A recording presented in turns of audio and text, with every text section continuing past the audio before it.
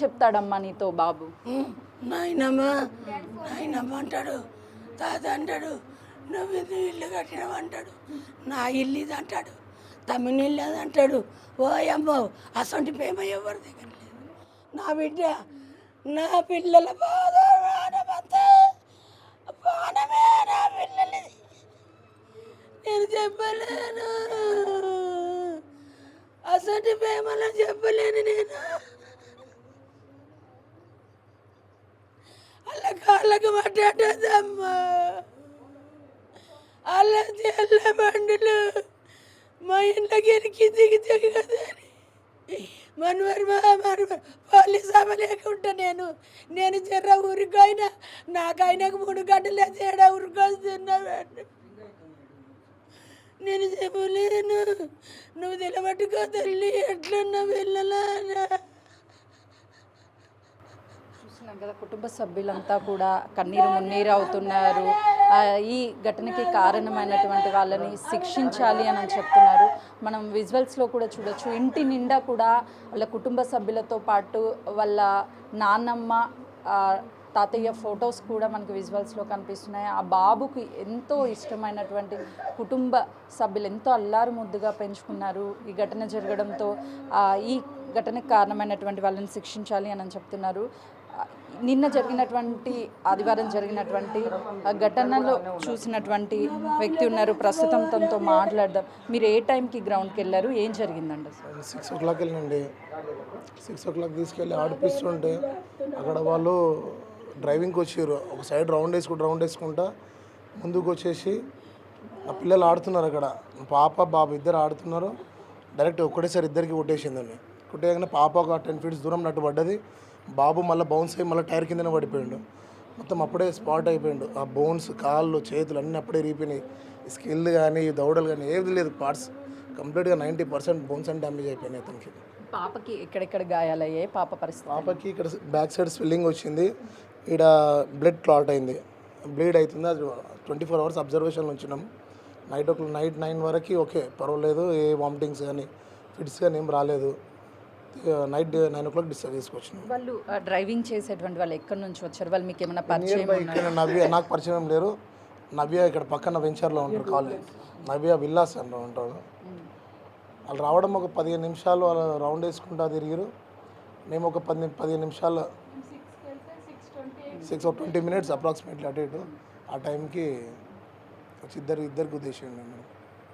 ఏం చెప్తారండి? అంటే ఒక తల్లి మరొక తల్లి కడుపు కోతను మిగిల్చిందనే చెప్పాలి. ఏదైనా బాధ ఎవరికి రావద్దు మేడం. అట్లాంటిది 10 సంవత్సరాల పిల్లలని చావడం, అన్యం పుణ్యం తినని పిల్లల గ్రౌండ్లో ఆడుకుంటాను. నేను ఈ రోడ్ పైన ఆడిపోయాను. అసలు నేను డ్యూటీకి వెళ్తే నాకు వీలైనప్పుడు ఫస్ట్ షిఫ్ట్ ఉన్నప్పుడే నా 5 మంది పిల్లలని, నా 3 పిల్లలు, నా తమ్ముడు పిల్లలు ఇద్దరు 5 మందిని నేను కంపల్సరీ తీసుకెళ్ళి గ్రౌండ్లోనే ఆడిపిస్తాను. నేను ఎక్కడ బయట సరౌండింగ్లో ఆడినవి కూడా చూస్తాను. మోస్ట్లీ తీసుకెళ్ళి అక్కడ ఆడిపించిన ఇప్పుడు కాదు, ఫస్ట్ టైం ఎప్పటికీ తీసుకెళ్ళి ఆడిపిస్తూనే ఉంటాయి. ఇది లాస్ట్ అయింది వాడికి.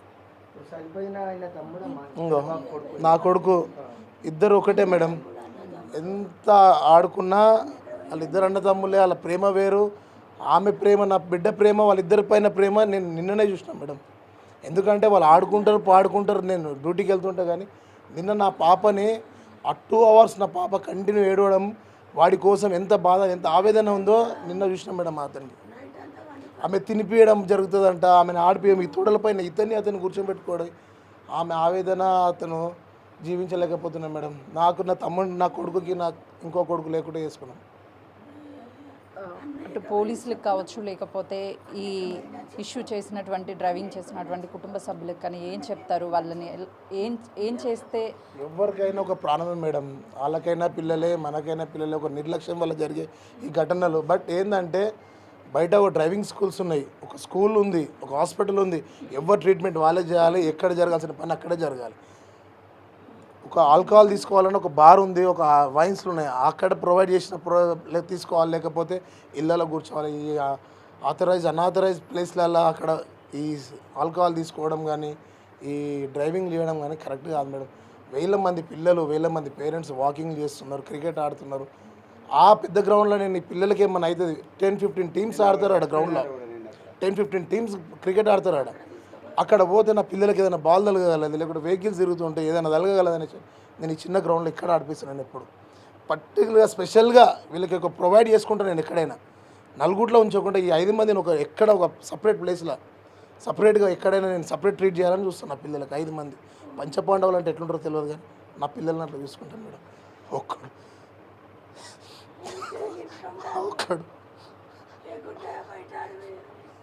ఉంటే ఇంట్లో మిస్తాను మేడం, బయట ఆడిపిస్తా.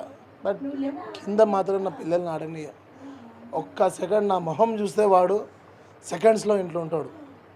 నన్ను బయట ఆడాను కాబట్టి ఆడ కనబడితే సెకండ్స్లో ఇంట్లో ఉంటాడు. అంత భయం నేనంటే వానికి. ఆ భయాన్ని దాచిపెట్టుకొని నా కంటికి కనబడకుండా వెళ్ళిపోయింది. ఆ రోజు నేను 4 o'clock నుంచి బతిమలాడుతుండే, పెద్దాడి వెళ్దాం నాకు బ్యాటింగ్ దొరకాలి. అంతకుముందు రోజు వాడికి బ్యాటింగ్ దొరకలేదని నడు పెద్దాడి వెళ్దాం, నాకు సరిదైంది పెట్టా, నేను డ్యూటీకి వెళ్ళి వచ్చి నాకు సుధరాస్తు లేదంటే కూడా నాన్న వెళ్దాం ఈతను అతను ఆ పాప వాళ్ళేమో తంబోలా ఆడదాం అంటున్నారు. నేను వీళ్ళతో ఫ్రెండ్లీగా ఉంటాను మేడం. నాకు ఒక ఫ్రెండ్స్ లేక నేను తంబోలా ఆడతాను, వాళ్ళతో పాటు డ్యాన్స్ చేస్తాను, వాళ్ళతోనే ఆడతాను. వాళ్ళకి ఇష్టమైన ఫుడ్ చేసి తినబెడతా, ఏమన్నా ఐస్ క్రీమ్ తీసుకొచ్చి ఇంకా వాళ్ళకి కావాల్సిన ఫుడ్ తినబెడతా. వాళ్ళ మమ్మీ డాడీ వాళ్ళకి ఎట్లా తినబెట్టారో నాకు తెలియదు. బట్ నా ఒక 5 మంది పిల్లలు మేడం. నా 5 మంది పిల్లలకి నేను ఎట్లా చూసుకోవాలి, నా స్తోమత ఏందో, నేను ఎంత పెట్టుకోవాలి, ఎట్లా చేసుకోవాలో నేను ఒక టైం టేబుల్గా ఒక షిఫ్ట్ వైజ్గా నేను వాళ్ళని చూసుకుంటాను. మణివర్మ ఆదివారం జరిగినటువంటి ఒక మహిళ నిర్లక్ష్యపు డ్రైవింగ్లో మృతి చెందాడు. గ్రౌండ్లో దయచేసి ఎవరు ఇలా నిర్లక్ష్యంగా డ్రైవింగ్ రాకుండా వచ్చి డ్రైవింగ్ నేర్చుకోవడం ఇవి చెయ్యొద్దు, మరొక ప్రాణాలని తీయొద్దు. డ్రైవింగ్ స్కూల్స్ ఉన్నాయి, లేదు అని అంటే ఇతరితర ప్లేసెస్ ఉన్నాయి, అక్కడికి వెళ్ళి వాళ్ళు డ్రైవింగ్ చేయాలి తప్ప ఇలా పిల్లలు ఆడుకునేటువంటి గ్రౌండ్లో చేయొద్దు.